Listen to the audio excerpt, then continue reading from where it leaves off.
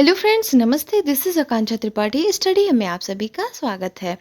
तो ये एनसीएफ 2005 का पार्ट 2 है, जिसमें हम लोग वन लाइनर जो है क्वेश्चंस को सॉल्व करेंगे। टॉप 30 क्वेश्चंस जो कि आपके प्रत्येक एग्जाम में कहीं ना कहीं क्वेश्चंस देखने को मिलेंगे। तो चलिए देखते हैं। राष्ट्रीय पाठ्यचर्या की रूपरेखा एनसीएफ 2005 संबंधित महत्वपूर्ण प्रश्न और उत्तर। ठीक है, चलिए पहला क्वेश्चन आपके सामने है कि विद्यालय शिक्षा का अब तक का नवीनतम राष्ट्रीय दस्तावेज क्या है। तो जाहिर सी बात है एनसीएफ 2005। ठीक है, उसके बाद से किस मंत्रालय की पहल पर एनसीएफ 2005 तैयार किया गया था।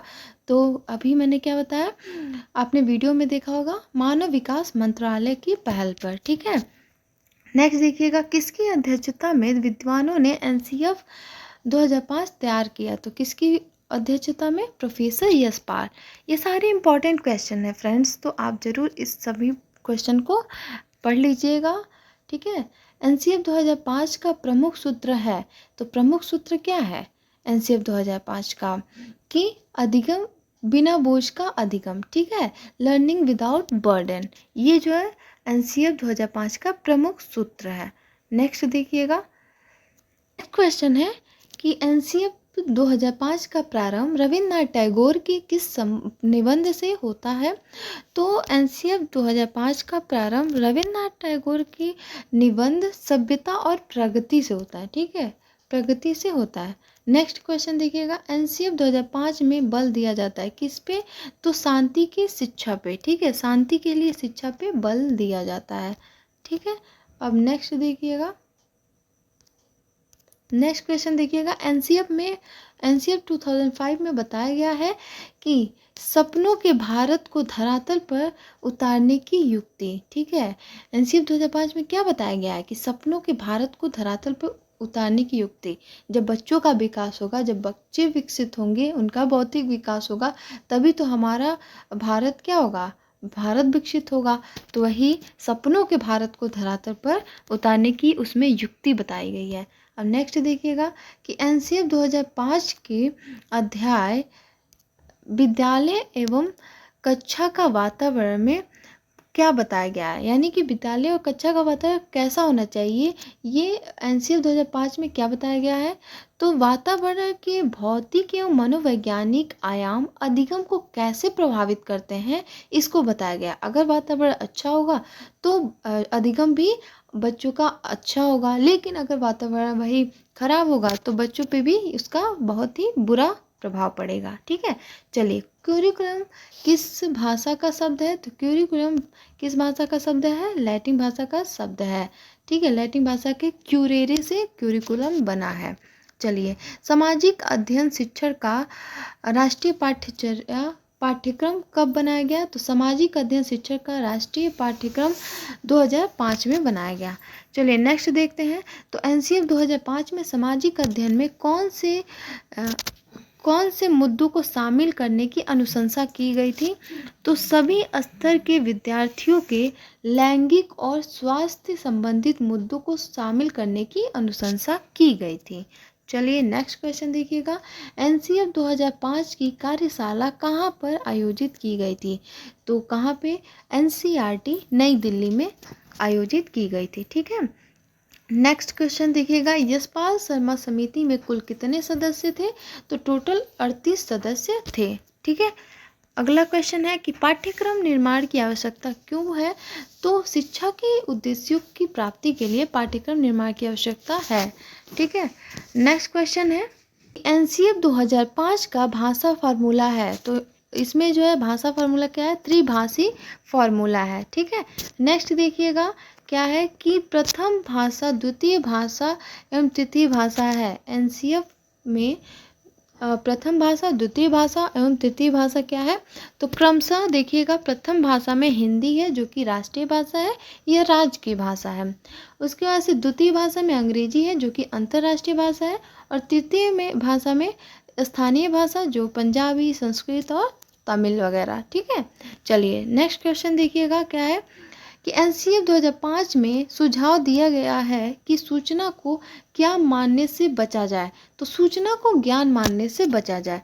नेक्स्ट क्वेश्चन देखिएगा, एनसीएफ 2005 में किन शिक्षण सूत्रों की अधिकतम प्रयोग का सुझाव दिया गया, तो किन शिक्षण सूत्रों का अधिकतम प्रयोग का सुझाव दिया गया है, तो ज्ञात से अज्ञात की ओर, मूर्त से अमूर्त की ओर, यही 2 शिक्षण सूत्र बताए गए हैं। ठीक है, सेम चीज़ है।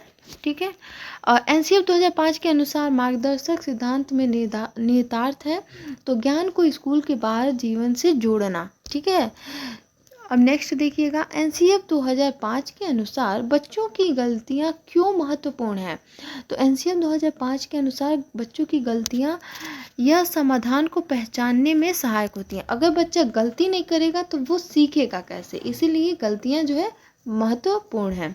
अब नेक्स्ट देखिएगा, शिक्षा बिना बोझ के जो एनसीएफ 2005 का प्रमुख स्रोत है, इसका क्या अर्थ है, इसका अर्थ है कि पाठ्यचर्या के बोझ को कम करना। ठीक है, बिना बोझ के शिक्षा देना ताकि बच्चे उसको सीख सकें। ठीक है, अब नेक्स्ट क्वेश्चन देखिए, एनसीएफ 2005 सिफारिश करता है कि प्राथमिक स्तर पर गणित की शिक्षा का केंद्र होना चाहिए। क्या होना चाहिए, तो कक्षा में पढ़ाए गए टॉपिक को विद्यार्थियों के दैनिक जीवन से जोड़ना। ठीक है, नेक्स्ट देखिएगा, क्या है कि एनसीएफ 2005 में गणित शिक्षण के बारे में बताया गया है कि गणित शिक्षण महत्वाकांक्षी, सुगमता और महत्वपूर्ण होना चाहिए।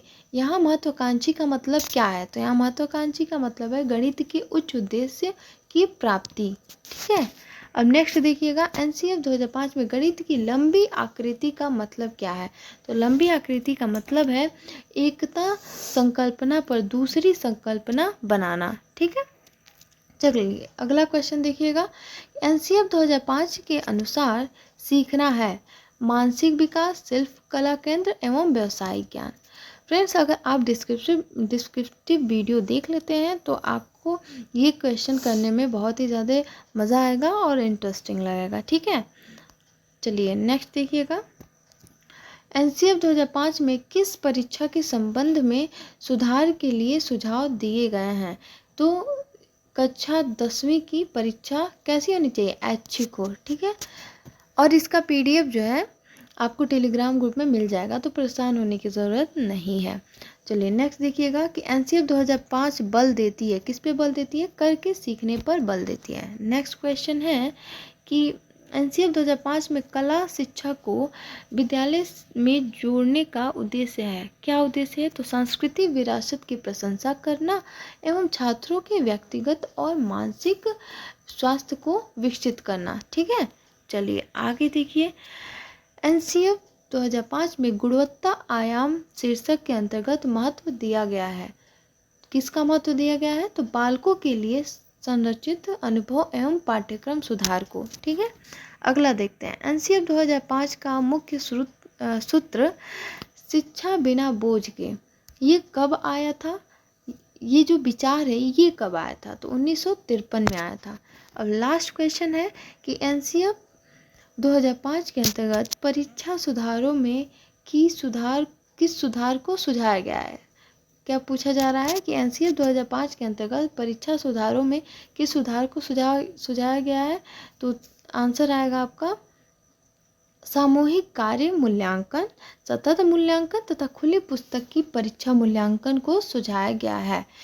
सो फ्रेंड्स, ये रहा आपका एनसीएफ से रिलेटेड जो भी क्वेश्चन बन रहे थे, वो सारे क्वेश्चन यहाँ पे डिस्कस हो चुके हैं। तो आई होप कि आपको सारे क्वेश्चन समझ में आए होंगे। जो अगर डाउट रह गया होगा तो आप कमेंट सेक्शन में पूछ सकते हैं।